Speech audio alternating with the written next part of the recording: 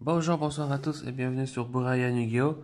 Je suis votre hôte comme d'habitude et aujourd'hui on va se retrouver pour une petite vidéo d'un deck profile. Ça fait longtemps que je n'en ai pas fait.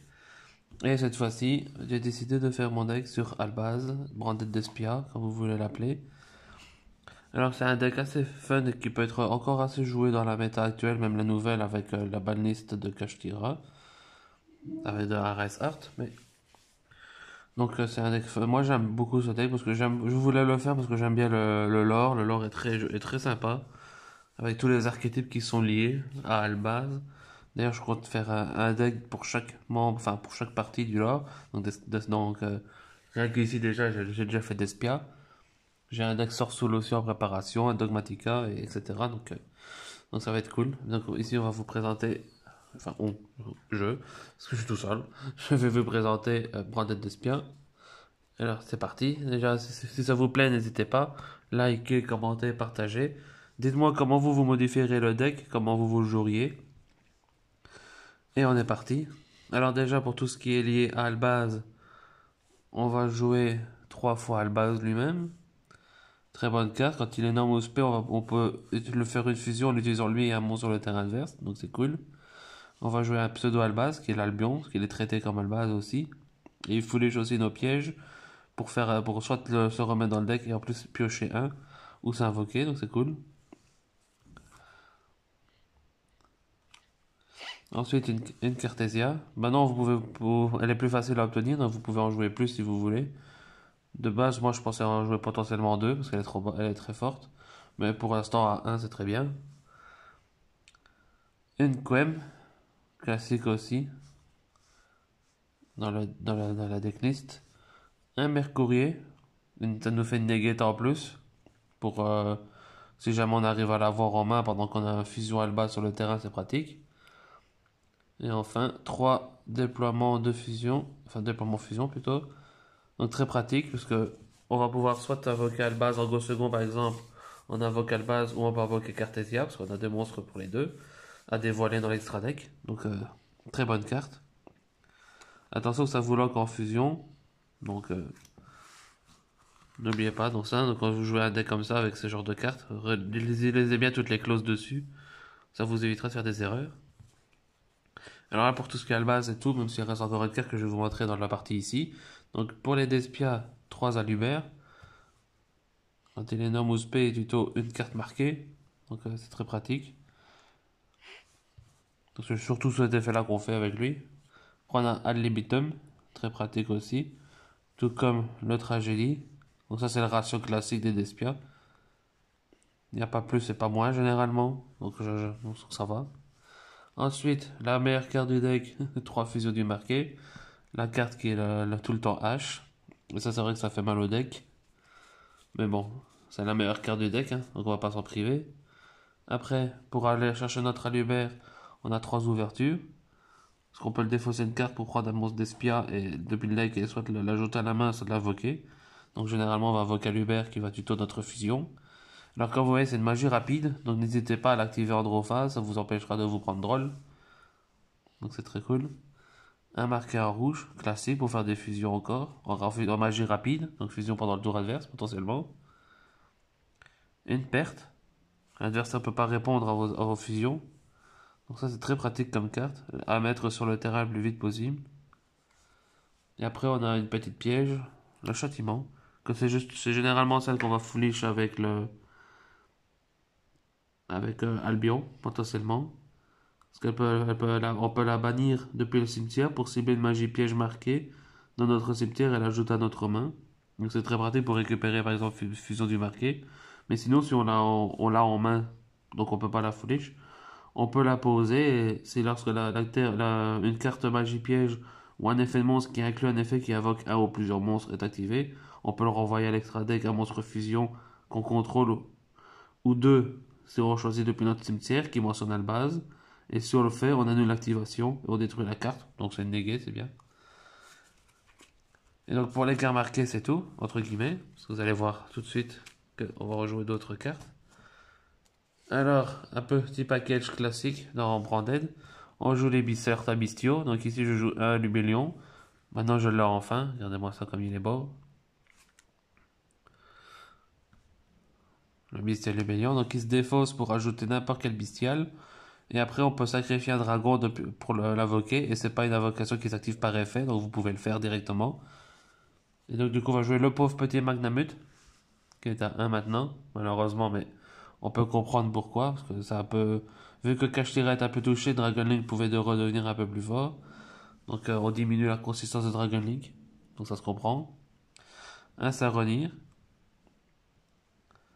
Et enfin, une bête. Donc, soit on va se placer grâce à Lubellion la perte du marqué, parce que justement il place une carte marquée magie piège continue.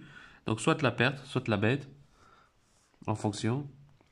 Et ce qu'on peut faire, c'est placer la bête, envoyer par n'importe quel moyen ça redire au cimetière, qui lui va foolish la perte.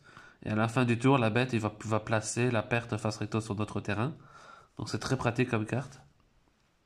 Et elle récupère toujours nos magies continues, de bras marqués, donc c'est très pratique. Magie piège continue d'ailleurs. Donc très sympa.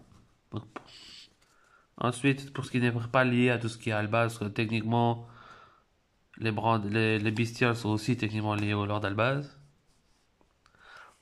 On va jouer un magicien sombre, parce que moi j'aime pas moi la version Puppet. Jouer la version avec la lock, avec le Puppet, le gimmick Puppet, j'aime pas du tout. Donc moi je préfère jouer Dragoon. J'adore Dragoon, j'adore magicien sombre, donc voilà. Ça me semble legit. Ensuite, un deck fusion joue souvent super poli. Nous on peut se le permettre. Donc très forte aussi, parce qu'en plus l'adversaire peut pas y répondre. Donc pas grand chose à dire dessus, c'est très bonne carte. Ensuite, deux gouttelettes. On va avoir un peu de negate, en plus c'est bon aussi going first. C'est tout autant bon first que second, donc c'est pour ça que je préfère jouer celle-là. Donc très bonne. Et enfin, pour les entraps, on va jouer 3 floraisons et 3 infini. C'est le strict minimum qu'on peut potentiellement jouer dans n'importe quel deck. Sauf Super Heavy, que j'adore jouer, donc voilà. Mais à part Infini, on le remplace par Veiler, hein. Sinon c'est pareil. Donc voilà pour le main deck, un exact 40. Alors avant de passer à l'extra, moi j'aime bien toujours faire le side, donc c'est parti pour le side. On va jouer 3 Hurluberlu. Pour ça, c'est encore une bonne carte, mais plus, on va dire main deck. C'est un peu, elle est sortie du main deck pour être mise en side. C'est pas mauvais non plus. De Nibiru, quand les decks combos reviennent, donc potentiellement Nibiru peut être fort. Ensuite, on a nos targets super poly classiques dans l'extra, mais dans le side j'en ai rajouté un, c'est le Dracoequist. Parce qu'on ne sait jamais si on tombe sur Manadium, c'est un deck qui fait très mal. Donc si la Baronne, qui est un monstre guerrier, et le dragon cramoisi pour pouvoir faire son Calamity, par exemple, ben, vous pouvez faire super poly et invoquer Dracoequist, c'est très bien.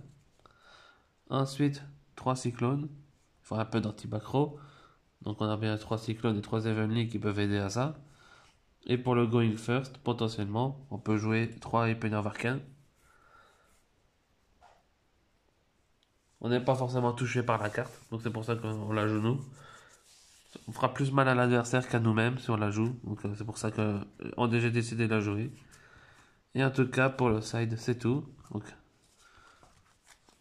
dites-moi ce que vous pensez d'un side. Moi, de base, je ne présenterai pas, mais là, je me dis que je vais vous montrer à quoi peut ressembler un side pour, euh, pour Despion Branded. Donc, dites-moi ce que vous en pensez. Et pour terminer, on va bien sûr faire l'extra deck. Alors, nous avons 2 Albions, donc très fort. Il permet aussi de faire des fusions en bannissant les matériaux depuis le cimetière. Et après, si jamais il est envoyé au cimetière, on peut tuto une marquée et la poser ou l'ajouter à la main. Donc, généralement, il va tuto la magie rapide de fusion marquée en rouge. Et on va généralement la poser. Ensuite, on a un Lubellion de l'extra deck, donc il est beau aussi, qui lui permet de faire, en défaussant une carte, on peut faire une fusion en mélangeant les matériaux depuis le cimetière et le banni. Et vu qu'il précise pas que la fusion doit être à base, on peut faire n'importe quelle fusion, tant que les matériaux sont legit.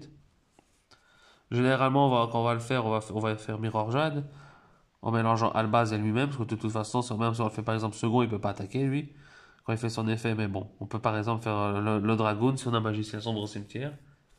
Et Albaz est un dragon, donc ça marche très bien. Ensuite, on a Rainbrume, target super potentiel pour les chiméras, parce qu'il faut à la base et un monstre bête, et la chiméra niveau 6, c'est une bête, donc c'est très pratique. Ensuite, le sanctifeu, très pratique aussi, et très beau d'ailleurs aussi, encore en plus, cela dit en passant. Donc ça, c'est tout pour les fusions à la base. Après, on a la fusion avec Cartesia, avec Grand Guignol. Et lui, potentiellement, il va pouvoir spay 2 monstres, dans notre cas, un Queretis, potentiellement. Parce qu'en plus, ça peut permettre au monstre adverse d'être à 0, donc c'est très cool. Et il peut aussi utiliser Lulu Walilith, très pratique aussi. Et attention que notre Quem est traité comme une carte Dogmatica, si je ne dis pas de bêtises. Je pense que je n'en dis pas. Elle est traitée comme une Dogmatica et d'Espiade, ou techniquement, même avec la magie rapide, ouverture du marqué, vous pouvez invoquer Cortesia, Quem, pardon, du deck, donc c'est très cool. Et après, on a nos targets à super poli, à savoir Boudragon, des marais, Garura, les targets classiques, et Dracostapelia.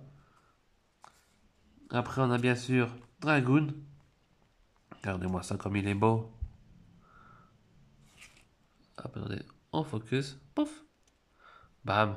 Ah, bah, ça la beauté. Qu'est-ce qu'il est beau. Il m'a fallu longtemps pour l'avoir aussi celui-là, mais je l'ai enfin eu. Je suis content. Très bonne carte. Et enfin, vous l'avez sûrement vu pendant que je mettais les cartes, on en joue aussi un gardien chimère. Ce serait plus pratique de jouer sur le jeu polymérisation, mais ça reste quand même une bonne carte parce que vous pouvez le faire avec marqué en rouge.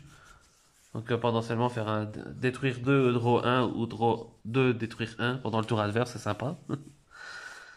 Et en tout cas, c'est tout pour le deck.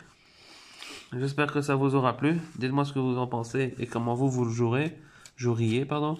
Comment vous modifierez le mien, par exemple. Et comment vous décidez de jouer votre deck. Si vous jouez à 40, si vous jouez plus, si vous jouez moins. Enfin, 40, moins de 40, vous pouvez pas, mais si vous jouez moins que... Enfin, plus que 40, mais moins que genre 45, par exemple. Parce que des fois, j'ai déjà vu des listes qui jouaient à plus que à 45. Donc, pourquoi pas. Mais en tout cas, moi, j'en ai terminé pour aujourd'hui. N'hésitez pas à liker, commenter, partager de nouveau. Si jamais ça vous a plu. Et on se retrouve bientôt pour un futur Yugi ouverture ou une future deck profile. Peace les potes.